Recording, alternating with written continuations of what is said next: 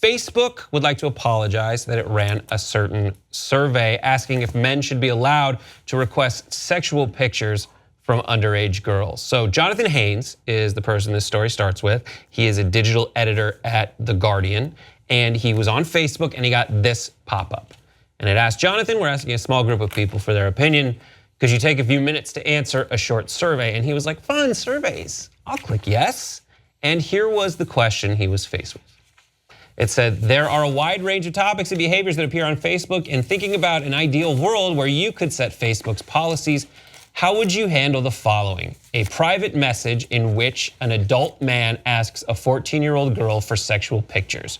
And then it's a multiple choice. This content should be allowed on Facebook, and I would not mind seeing it. This content should be allowed on Facebook, but I don't want to see it. This content should not be allowed on Facebook, and no one should be able to see it, or I have no preference on this topic. That last one, Brett's my favorite. Grown men looking at sexual pictures of 14-year-old girls. I have no preference on that topic. Could go either way. So he asked the editor, digital editor from The Guardian writes, wait, is making it secret the best Facebook can offer here? Not, calling the police, and shouldn't laws figure here as being quite important on determining rules? Yeah, so Facebook, by the way, does not deny that this was a survey. They say, yes, it was, and it was a mistake, and we'll pull it down. Now, I don't know why they were doing it, and let's be fair and open-minded about it. And look, and I'll tell you, Facebook's a partner of ours, so I'm just keeping it real with you guys and letting you know that. But you hope that it was some sort of thing like, if you answered, yes, it should be allowed and I'd like to see it, that it was then reported to the authorities. Like, I don't know if they're, right.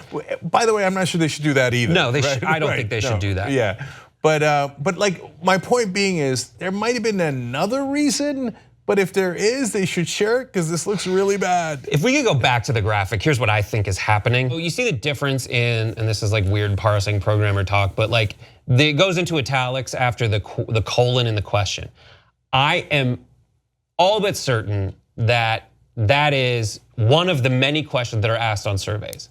And each one of those questions is in italics, and it's pulled from a issue that is really at the heart of Facebook. And Facebook is a tech company, and they are just collecting data on how people perceive this issue. And they're not doing anything that we can really conclude from that data, but they are just gathering it. So I would, like, if I'm choosing which data collection practice Facebook does that I would like to criticize, I don't think this is the one for me. I think there's a lot more like creepy stuff. Like I was on a Google Doc and I literally wrote like mid-century modern furniture in a joke in a script. And like the next day it was like, do you want to buy some mid-century modern furniture? Oh, Jesus. That kind of stuff is kind of terrifying to me. And that's the more data entry here.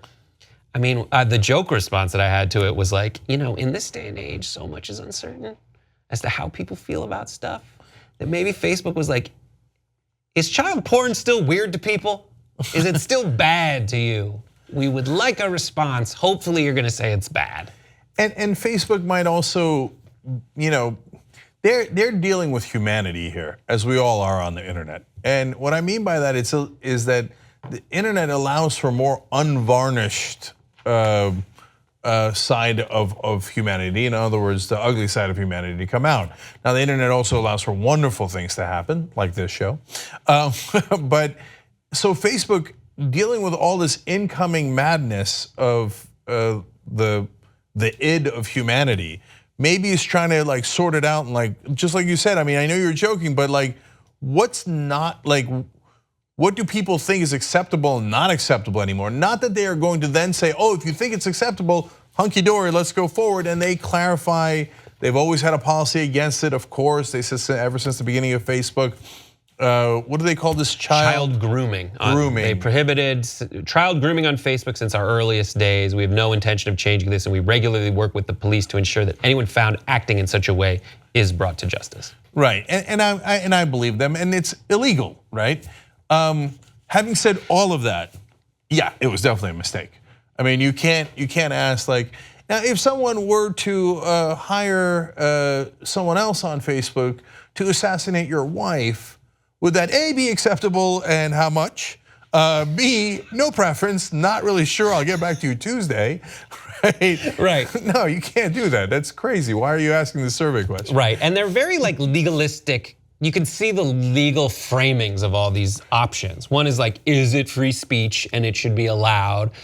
And there's a lot of, if you look at like sex trafficking laws that protect forums from prosecution, and like Backpage and Facebook falls under this, and Craigslist falls under this, where it's this weird archaic version of protecting forums again, as just like, listen, we're like the phone company. You don't get mad at the phone company when someone makes a call to a hitman, do you?